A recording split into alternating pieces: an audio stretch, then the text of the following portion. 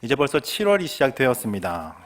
한여름으로 접어드는 7월과 8월이 되면은 다음 세대 각 부서들마다 여름 성경학교와 여름 캠프 그리고 여름 수련회 등 여름 사역 준비들을 시작하고 이제 열심히 진행하고는 하지요. 교회에 들어오시면서 혹시 보셨는지 모르겠습니다. 교회 입구와 그리고 1층 로비에 현수막이 게시된 것들 보셨는지요?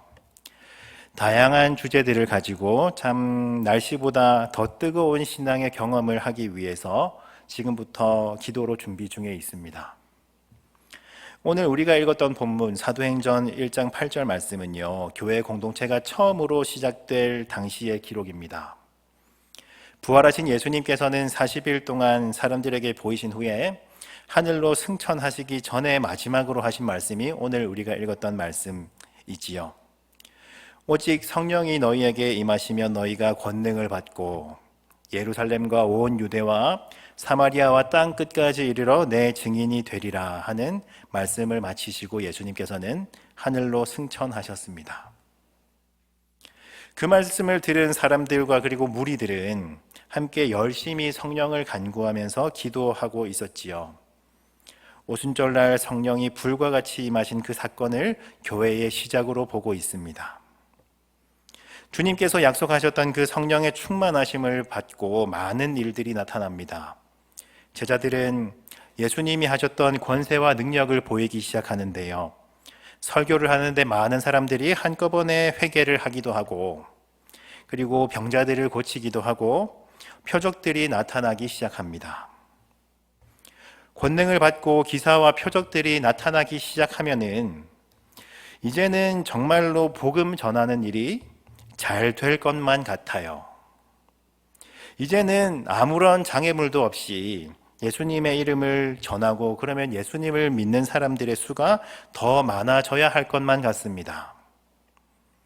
그런데 성령 충만 이후에도 그렇지가 않았습니다. 바로 뒤에 이어지는 기록들을 살펴보면 사도들이 능력을 받고 잡히고 심지어 스데반 집사님은 순교를 당합니다. 죽어버리는 거지요. 성령을 받았는데도 불구하고 여전히 어려운 일들이 계속해서 일어나고 있다는 것을 우리는 말씀을 통해서 확인할 수 있습니다. 박해를 받은 기독교인들은 곳곳으로 흩어집니다. 그러면 이제는 상식적으로 한번 생각을 해보기에 이제는 기독교인들이 큰 무리를 이루지 못하고 뿔뿔이 흩어져 버렸으니까 이제는 힘을 잃어버릴 것만 같아요.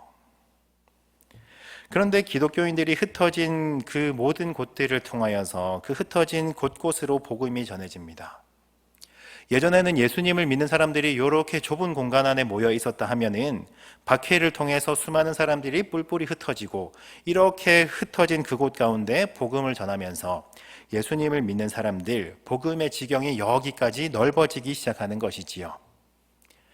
하나님께서 하시는 일들이 늘 이런 것 같습니다. 하나님께서는 위기의 순간들을 기회로 만드시는 것이지요. 사실은 교회의 역사는 곧 핍박과 박해를 받아온 역사입니다.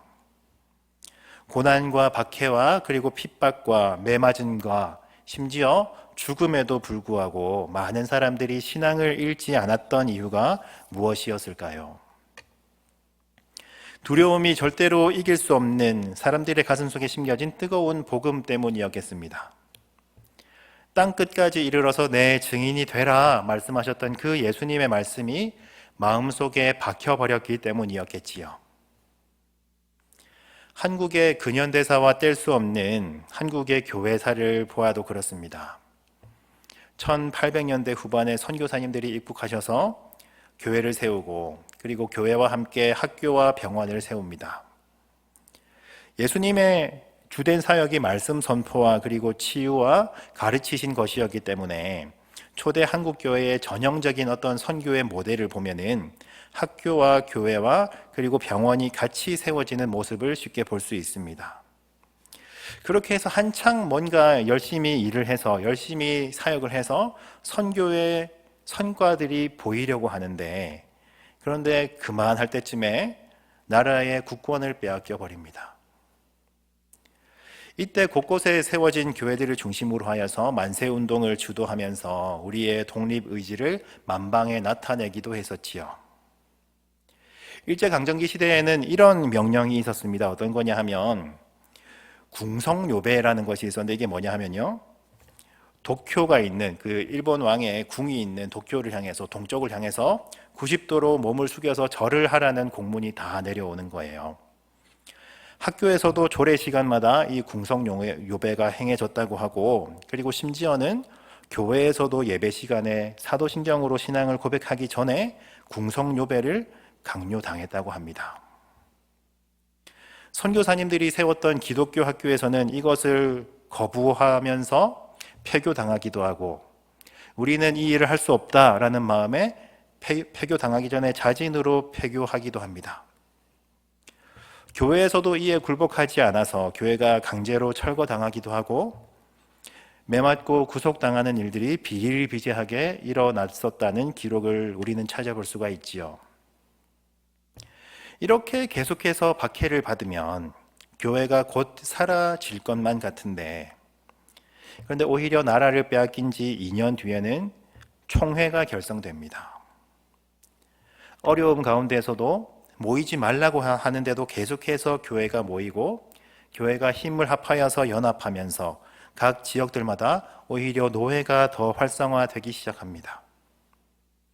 교회가 폐쇄되어 버리면 각 가정을 중심으로 가정 예배를 드리기도 했었고, 어떻게든 하나님께 예배를 드리기 위해서 최선을 다해 왔었던 우리 신앙의 선배들의 역사를 한국 교회사에서는 배울 수가 있지요.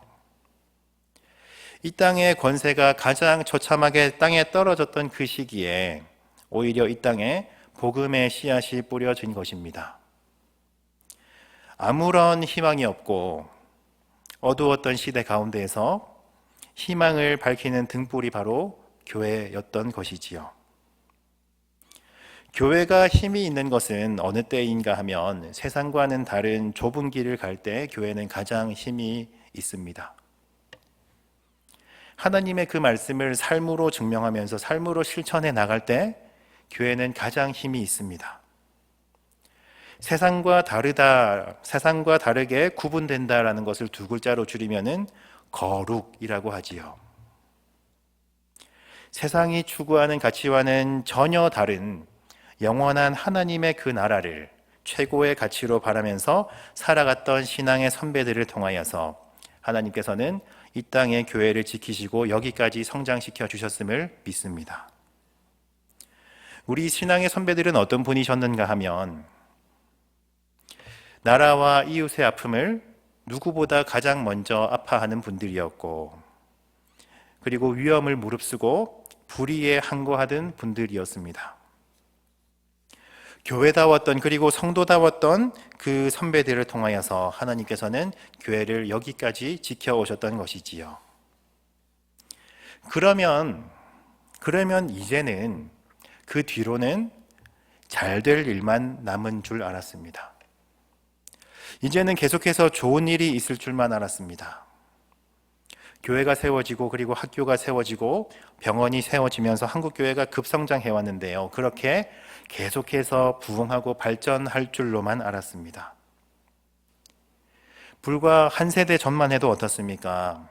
제가 유아 세례를 받을 때만 해도, 80년대만 해도, 아니요 90년대만 해도, 아니요 사실은 2000년대 초반까지만 해도 교회들마다 세례를 받는다 하면, 유아 세례를 받는다 하면 세례를 받는 사람들이 굉장히 많이 있었고, 유아 세례를 받는 아기들이 너무나 많이 있었던 시절들이 있었지 않습니까? 큰 교회고 작은 교회고 교회의 규모를 떠나서 사실은 어느 교회에서든지 아이들이 넘쳐났던 시대가 불과 얼마 전에 있었다는 것을 우리는 알고 있지 않습니까? 그런데 언제부턴가 다음 세대에 대해서 이야기를 할 때 다음 세대 선교회라는 말들이 들리기 시작합니다. 알아서 영원히 샘솟아 나올 것만 같은, 알아서 그냥 영원히 마르지 않는 샘 같았던 그런 다음 세대가, 그런 교회 학교가 가만히 들여다보니까 이제는 복음화율이 선교지와 다를 바가 없어진 거예요. 한때는 십자가만 걸어두면 사람들이 구름대와 같이 몰려들었던 굉장히 좋은 텃밭을 가진 한국 교회였는데, 그런데 어느샌가 가만히 들여다보니까 이제는 선교지보다 더 황량한 황무지가 되어가는 것만 같습니다. 땅 끝까지 내 증인이 되어라. 우리는 예수님의 이 말씀을 그저 넓이의 개념으로만 생각을 해왔던 것 같습니다. 이미 우리나라 곳곳에는 아무리 저 깊은 시골에 들어간다 할지라도 거기에 교회들이 다 세워져 있기 때문에 알아서 잘 될 거라고 잠깐 안심을 해버린 것이 아니겠습니까? 우리는 이제 할 만큼 다 했다, 이렇게 생각한 것은 아닐런지요. 여전히 외형적으로 보면은 한국 교회는 선교사 파송수에서 세계에서 2위를 달리고 있고, 인구수의 비례를 해보면은 압도적인 선교 강국으로 평가받고 있습니다. 그런데 이렇게 선교를 열심히 하고 있는 한국 교회가 정작 우리 한국 교회의 다음 세대들을 살펴보면은 말라가고 있었던 거예요. 그렇지 않습니까? 넓기만 하고 깊이가 깊지 못하면, 넓기는 넓은데 그 깊이가 얕으면 어떻게 되겠습니까? 금방 말라버리지 않겠습니까? 교회에 자랑스러웠던 역사가 사실은 불과 얼마 전이었는데, 어느샌가 이제는 사상 유례없는 한국 교회의 위기라고 교회의 안팎에서 이야기들을 많이 하고 있습니다. 어느 때보다 젊은이들의 수가, 그리고 다음 세대의 수가 줄어들고 있다고 하지요. 어느 때보다 이단의 공격을 거세게 받고 있다고 합니다. 우리가 살아가고 있는 이 울산 지역 가운데 하나님의 교회 세력이 그렇게나 강성해 있다는 말씀 기억하시지요? 정말 사실은 그 누가 봐도 위기인 것 같습니다. 이러한 위기를 극복해보고자 사실은 많은 노력들을 기울여 왔었지요. 그런데 많은 경우에 그 노력이라고 하는 것을 가만히 보면은 어떻게든지 사람을 끌어모으려고 하는 그런 쪽으로 열심을 내는 경우들이 많이 있었던 것 같습니다.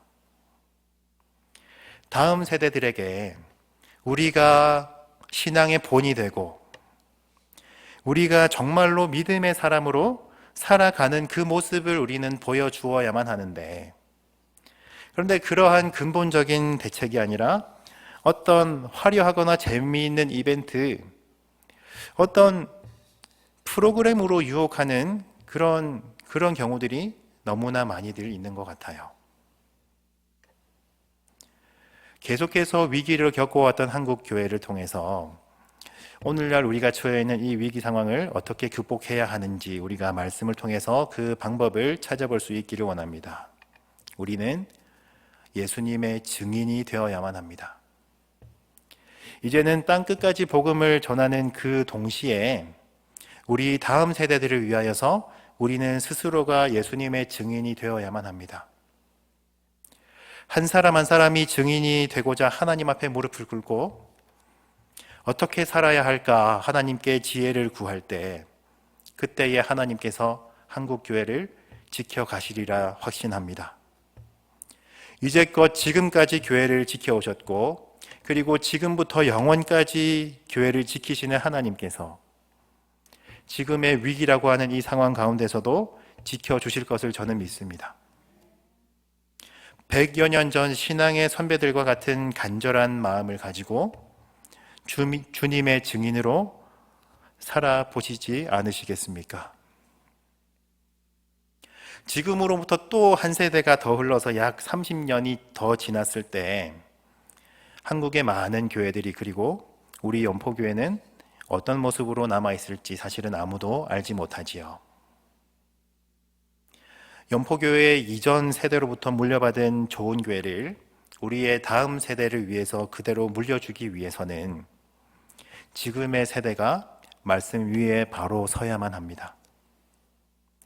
신앙을 철저하게 교육시켜야만 합니다. 저는 성경 하나도 모르는데요. 저는 어떤 신학적인 지식 하나도 없는데요. 그래도 괜찮습니다.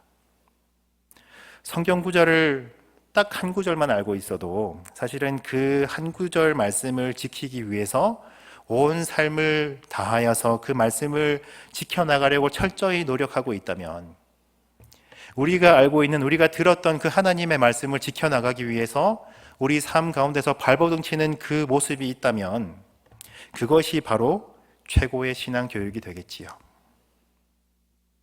하나님을 사랑하는 마음으로 교회를 섬기고, 그리고 하나님을 사랑하는 마음으로 하나님의 형상이 깃들여 있는 이웃을 섬기며 이웃을 더 사랑하는 그 모습, 그 삶의 모습 그 자체가 사실은 신앙의 교육입니다. 반면에 교회는 굉장히 열심히 다닙니다마는 말씀과는 전혀 다른 모습으로 살아가는 모습을 다음 세대가 본다면, 그리고 우리의 이웃들이 본다면 사실은 신앙 교육의 가장 큰 걸림돌이 될지도 모르겠습니다. 시대와 세대를 거듭해 나갈수록 더욱더 든든히 세워지는 우리 한국교회가 되기를 원하고, 그 가운데서도 누구보다 더 든든히 세워져 나가는 우리 연포교회가 될 수 있기를 소망합니다. 하나님께서 이제는 누구를 통해서 교회를 지키시고 세워 나가시겠습니까? 지금 현 세대가 여기까지 교회를 지키고 이끌어 오셨다면은 앞으로는 다음 세대의 역할이겠지요. 땅 끝까지 주님의 증인이 되시는, 이 증인이 넓게만 퍼져나가는 것이 아니라 깊게 깊게 복음의 뿌리까지 복음을 퍼뜨려 나가시는 저와 우리 모두가 될 수 있기를 소망합니다. 함께 기도하겠습니다. 아버지 하나님, 감사합니다. 부족한 저희들을 하나님께서 불러주셨고 주님의 몸된 교회의 지체로 삼아주셨고 하나님을 믿는 성도로 삼아주셨던 그 은혜를 우리가 기억합니다. 아버지여, 교회의 많은 역사를 떠올려 보건대 교회는 사실은 날마다 위기의 순간들이 있었음을 기억합니다. 수많은 위기 가운데서도 교회를 지켜내셨던 그 하나님의 손길을 기억하오니 아버지여, 저희를 불쌍히 여겨주시옵소서. 앞으로 더욱더 든든히 세워져 나갈 이 땅의 교회들을 기대합니다. 다음 세대 한국교회와 우리 연포교회의 일꾼들이 될 우리 자녀들 주님께서 기억하여 주시고 현 세대가 이들에게 철저하게 증인으로서의 삶을 잘 감당할 수 있도록 저희들의 삶을 이끌어 주시옵소서. 이 모든 말씀 온 교회의 머리가 되시는 예수님의 이름으로 기도드립니다. 아멘.